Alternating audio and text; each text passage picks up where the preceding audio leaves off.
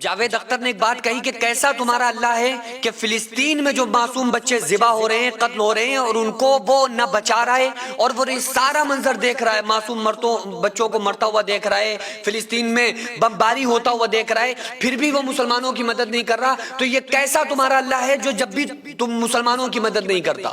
اب یہ تھاٹس، یہ تھنکنگ ظاہر ہے ان کے دماغ میں آنی ہی آنی ہے جو لوگ آخرت پہ ایمان نہیں رکھتے. بھائی جن کا ایمان آخرت پہ ہے نہیں، جن کو یہ پتا ہے کہ بس انسان دنیا میں پیدا ہوا، پیدا ہونے کے بعد یہی اس کی زندگی ہے، وہ مر گیا، قبر میں چلا گیا، اب ختم. اب جو لوگ مانیں گے نہیں آخرت کو تو ظاہر سی بات ہے ان کے دماغ میں یہ بات آنی ہے.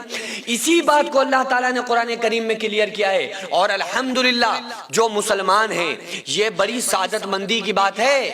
اگر اللہ تعالیٰ نے آپ کو اسلام سے نوازا ہے، دین سے نوازا ہے، اور خصوصاً جو اللہ کا فضل و کرم ہے کہ اپنا محبوب کا امتی بنایا ہے، یہ اللہ کا خاص احسان آپ کے اوپر ہے. ورنہ جب انسان اس معاملے میں زیادہ عقل کو لگاتا ہے تو یا تو وہ رسول اللہ کے زمانے کا ابو جہل بنتا ہے یا اس دور کا وہ ابو جہل کا پیروکار بنتا ہے. کیونکہ الحمدللہ ہم تو عاشق لوگ ہیں، ہمیں نبی پر بھی بھروسہ ہے، قرآن پر بھی بھروسہ ہے، اللہ کے کلام پر بھی بھروسہ ہے. اور رب نے ہمیں بتایا، اللہ تعالیٰ فرماتا ہے کہ ہم نے سورہ ملک کے اندر اللہ نے بیان فرمایا، الذی خلق الموت والحیات لیبلوکم ایکم احسن عملا. اللہ فرماتا ہے ہم نے موت کو پیدا کیا، میں نے موت اور زندگی کو پیدا کیا. کیوں؟ اب دیکھو اللہ تعالیٰ نے ہمیں یہاں وہ پوائنٹ بتایا، وہ مقصد بتایا کہ اللہ تعالیٰ ہماری ظاہری طور پر ہمیں کیوں نہیں لگ رہا کہ ہماری مدد ہو جائے. اچھا اگر ایسا ہو جائے کہ کوئی بندہ کسی معصوم بچے کو ذبح کر رہا ہے، مار رہا ہے، وہ گولی تانے ہوئے اور وہ گولی اس کو نہ لگے، تو کیا خیال ہے کہ کوئی بندہ اس وقت پھر اللہ تبارک و تعالیٰ کی کبریائی کو کون نہیں مانے گا؟ کوئی ایسا ہوگا جو نہ مانے؟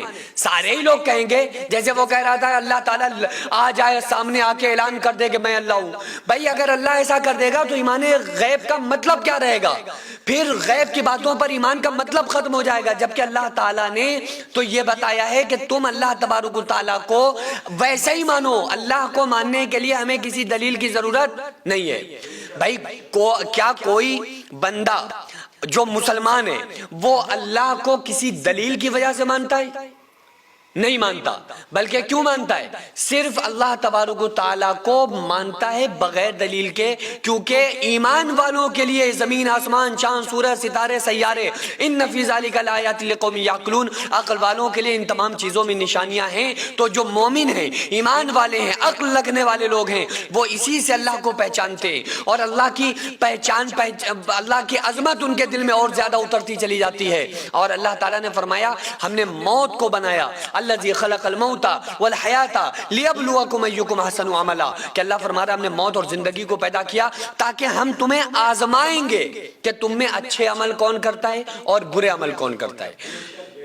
تو یہ آزمائش اللہ تعالیٰ کر رہا ہے. اب جو لوگ یہ مانتے ہی نہیں ہیں کہ مرنے کے بعد کی دوبارہ کی زندگی ہے تو پھر جائیں وہ اپنے مزے کریں، جو چاہیں کریں، انہیں پتہ چل جائے گا مرنے کے بعد. لیکن جو مانتے ہیں انہیں پورا بھروسہ ہے کہ ایک ایک بچہ جو یہاں پر مظلوم ہے، جس پر ظلم ہو رہا ہے اور جو کسی ظالم کے ہاتھوں پس رہا ہے، ہمارا یقین ہے کہ وہ قیامت کے دن، جو قیامت کا دن جس کو مالک یوم الدین کہا گیا ہے، وہ قیامت کے دن جب اللہ فیصلہ کرے گا اس مظلوم کو اللہ اس کا بدلہ اور صلہ عطا فرمائے گا، اور جو ظالم ہیں ان کو اوندھے منہ جہنم کے اندر ڈال کے ان کے کرتوتوں کی سزا ان کو دی جائے گی. اسی کے لیے ہم یوم جزا کو مانتے ہیں. اسی کے لیے اللہ تعالیٰ نے ہمیں بتایا کہ اے میرے بندوں بندیوں سنو، یہاں کچھ بھی جیسا بھی وقت آ جائے برداشت کر لو، کیونکہ اللہ کی نظر میں اس دنیا کی ویلیو ہے نہیں.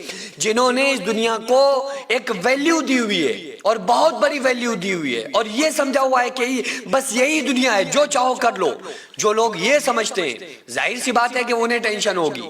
اور جو لوگ اللہ پر ایمان رکھنے والے لوگ ہیں وہ تو یہ کہتا ہے، غریب آدمی بھی مسلمان ہے، وہ ظلم اس پر ہو رہے برداشت کر لیا، کیا کہتا ہے جاؤ تمہیں اللہ سمجھے گا. اور جو یہ وہ کہتا ہے تو ایسا نہیں ہے. حدیث پاک میں آقا علیہ الصلوۃ والسلام نے ارشاد فرمایا اللہ تعالیٰ ظالم کو ڈھیل دیتا ہے لیکن جب پکڑتا ہے تو چھوڑتا نہیں ہے. بس ایک مہلت دی ہوئی ہے کہ جاؤ دیکھیں گے دنیا میں آزمائیں گے لیکن آخرت میں ہمارے پاس آ جاؤ. اگر اچھے عمل کر کے آؤ گے تو اس کا بھی صلہ جنت کی شکل میں پاؤ گے, برے کام کر کے آؤ گے تو اس کا ٹھکانہ تمہارا جہنم ہوگا. ہماری بہن ہمارے پاس آئی ہوئی ہیں اور ان کے شوہر کو کینسر ہو چکا ہے اور بڑی خطرناک بیماری ہے, آپ لوگ جانتے ہیں.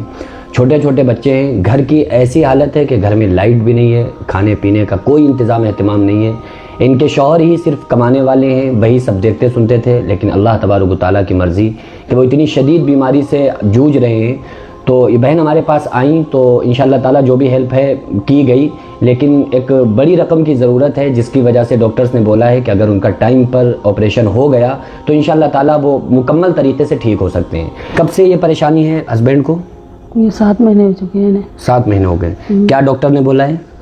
ڈاکٹر نے بولا کہ پہلے جانچیں کرائی, جی جانچیں کرانے کے بعد میں پھر اس کے بعد میں ریفر کر دیا داخلہ ہو گیا. جی جی اب وہ ڈاکٹر کے مطلب پیسوں کی ضرورت ہے جی, تو اسی لیے جو ہے جا نہ پا رہے, پیسے نہ ہونے کی وجہ سے ہاسپٹل نہیں جا پا رہی نہ ہیں. جا پا رہے. اور باقی کیا پریشانی ہے؟ سبھی کچھ ہے, لائٹ نہیں گھر پہ ہے اور بچوں کھانے آنے کا نہیں کچھ ہے. اللہ پر بھروسہ رکھیں, انشاءاللہ ہم سب کا اللہ پر ہی بھروسہ ہے, اللہ تعالیٰ ہی مدد کرے گا غیب سے. بچے کتنے ہیں آپ کے؟ ہمارے بچے 5 ہیں. 5 بچے ہیں ماشاءاللہ. سب چھوٹے بچے ہیں؟ چھوٹے چھوٹے ہیں, کوئی اس میں بڑا بچہ نہیں ہے کام کرنے کے لائق نہیں ہے کوئی. اچھا اچھا. تو بس آپ لوگوں سے خصوصی التماس یہ ہے کہ آپ کے پیسوں کی برکت سے کسی کی جان بچ سکتی ہے, بچے یتیم ہونے سے بچ سکتے ہیں, اور آپ کا تھوڑا تھوڑا پیسہ انشاءاللہ تعالیٰ کسی کو ایک نئی زندگی دے سکتا ہے. یقیناً شفا تو میرے رب کے ہاتھ میں ہے, لیکن ہم لوگ کوشش تو ضرور کر سکتے ہیں. تو دعا بھی کریں کہ رب قدیر ان کو شفا عطا فرمائے, اور آپ لوگ تعاون بھی زیادہ سے زیادہ کریں.